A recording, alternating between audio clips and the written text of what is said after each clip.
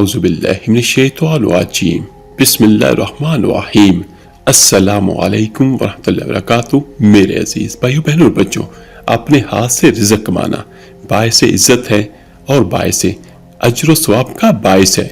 आज से सैकड़ों बरस पहले अरब के एक कबीले में हातिम नामी शख्स पैदा हुआ।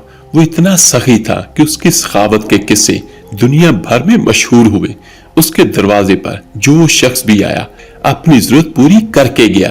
कहते हैं उसे अपने एक घोड़े से बहुत प्यार था। घोड़ा भी अपने मालिक का वफादार था। एक रोज आधी रात के करीब उसके घर में चंद मेहमान आ गए। इत्तेफाक की बात है कि इस वक्त हातिम के पास अपने मेहमानों की दावत के लिए कुछ नहीं था और रात के वक्त उसका इंतजाम भी बहुत मुश्किल था। हातिम ताई ने अपना पसंदीदा घोड़ा ज़िबा करके मेहमानों की दावत कर डाली और मेहमान नवाजी की लाज रख ली। एक मर्तबा उसने अरब के सरदारों की दावत की। उस रोज 40 ऊंट ज़िबा किए गए। दावत खत्म हुई।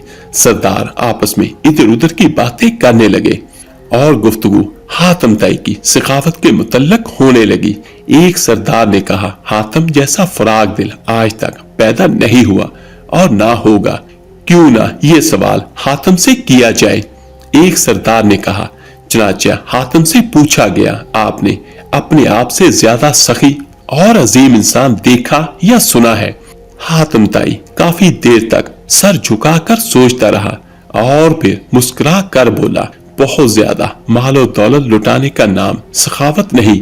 मेरे नजदीक सखी और अजीम इंसान वो है जो अपने बड़े से बड़े फायदे के लिए किसी का छोटे से छोटा एहसान भी कबूल ना करे। मैंने अपनी जिंदगी में ऐसा शख्स देखा जिसका दिल मेरे दिल से बहुत बड़ा था। वो जरूर किसी मुल्क का बादशाह होगा जिसके पास बहुत बड़ा खजाना होगा। सरदारों ने बैक आवाज कहा, नहीं दोस्तों, ऐसी कोई बात नहीं। हातिम ताई ने जवाब दिया, वो तो एक लकड़हारा था। तमाम सरदारों ने हैरत से अपने मेजबान को देखा तो हातिम ने कहा, एक रोज मैंने सारे शहर की दावत की। मेहमानों को खाने पिलाने के बाद मैं जंगल की तरफ निकल गया।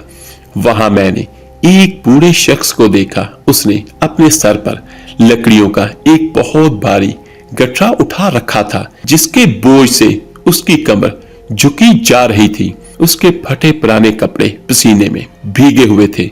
मैंने तरस खाकर उसकी मदद करने का फैसला किया और कहा, बाबा जी, मैं आपसे चंद बातें करना चाहता हूँ। ये कहकर मैंने उसके सर से बोझ उतारने के लिए अपने हाथ बढ़ाए तो वो फौरन पीछे हट गया।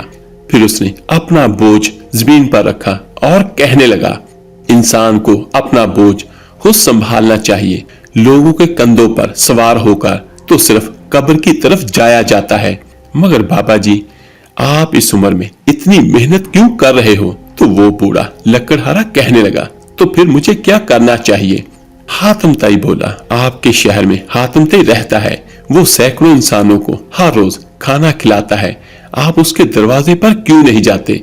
ये सुनकर हातिम कहने लगा कि लकड़हारे ने मुझे घूर कर देखा और बड़ी बेनियाजी से कहा, हातिम के 2 हाथ हैं, खुदा ने मुझे भी 2 हाथ अता फरमाए हैं। कितने शर्म की बात है कि मैं उसकी कमाई हुई रोटी खाऊं। किसी का एहसान उठाने से बेहतर है कि मैं ये बेजान लकड़ियों का गट्ठा सर पर उठा लूं। सब हैरान होकर हातिम को देखने लगे तो हातिम ने कहा, वो गरीब इंसान मुझसे बड़े दिल का मालिक था। मेरे अजीज भाइयों, तो इस कहानी का खुलासा क्या निकलता है कि दूसरों पर इंसार करने की बजाय अपने हाथ से रिज़्क़ कमाना चाहिए, जो बाइस अजर सवाब भी है और बाइस इज्जत भी है। अल्लाह पाक हम सबको सही मायनों में दीन इस्लाम पर चलने वाला बना दे। आमीन सुम आमीन।